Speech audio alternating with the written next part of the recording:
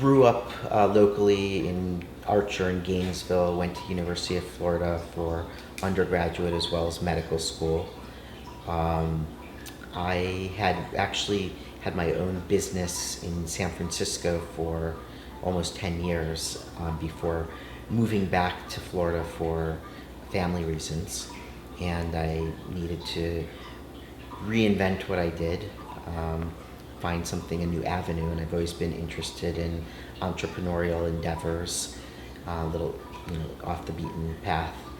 And it was just at the time when medical marijuana was, there had actually the first law had passed, but there was no actual access to marijuana, and I took the test for $1,000. I didn't realize at the time that it was going to be useless. I was going to end up having to take it again for another $1,000 before it was even available for people.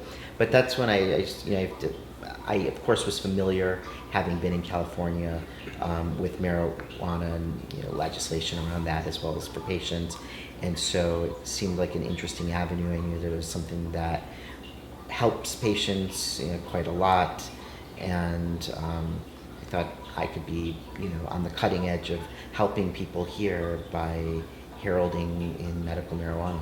It really helps a wide variety of conditions.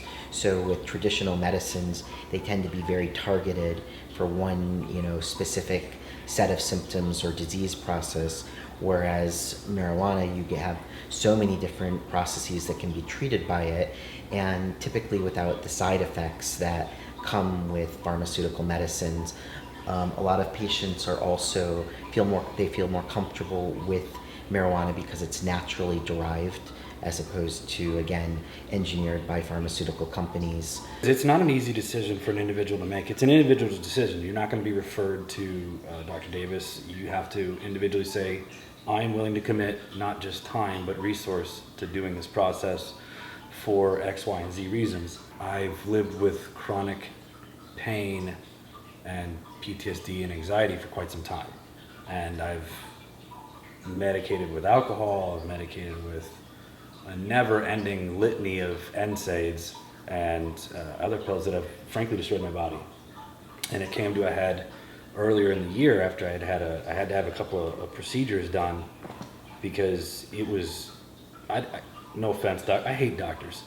I don't like going to the VA. I don't like going to the VA tries hard, they really do, but they have incredibly limited resources. The backlog is massive, even in Gainesville, which I consider to be one of the best VAs out there.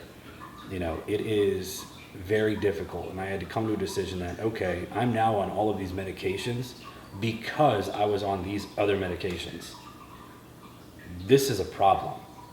As you're probably aware, there's been about 100 years of purposeful misconceptions, people misconstruing marijuana and making it into a very polarized political issue. And so part of it is, just normalizing it, talking about it as a medicine. A large percentage of people in Florida that are using medical marijuana tend to be elderly, so 60 plus, and typically are naive to medical marijuana.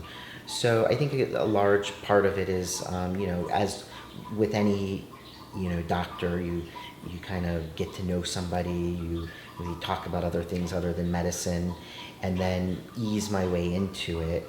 And a lot of it is really, partly dispelling myth, but also just education. That's really mostly what my visits are about. I kind of had a conversation with myself, because there's a stigma involved with even showing up at the door and going into one of these offices. A stigma, not heavy, but you have to understand that you are taking, although it's a limited risk, you're taking a risk by going there and doing that, because of what your employers might think, because of a lot of unforeseeable things. Plus also in our own heads, we've all grown up in a reefer madness America, where we have to individually look at them and say, okay, this is just malarkey.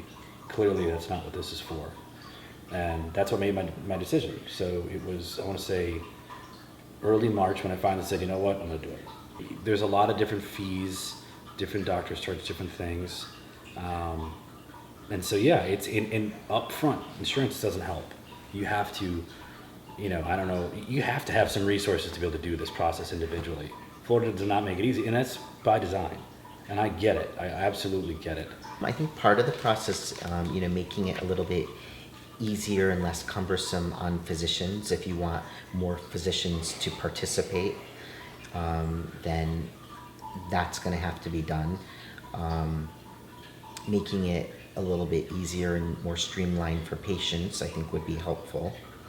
Another thing that the state did was we call vertical integration rather than horizontal integration of marijuana.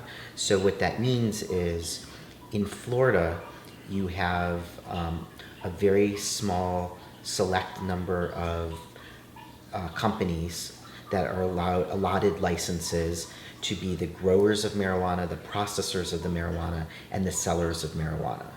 And only these dispensaries have the right to do that. That's considered a vertical integration, versus horizontal integration would be something more like what California has, for example, where anyone can potentially be licensed to do that, and it allows a lot of entrepreneurship in terms of producing marijuana. It lowers prices, produces a lot more quality products with a lot more variety, which can be actually very important for medicinal reasons. It creates better access just in terms of there being enough product for people as well. Whether or not marijuana should be recreational or not, that's a completely different topic, another debate.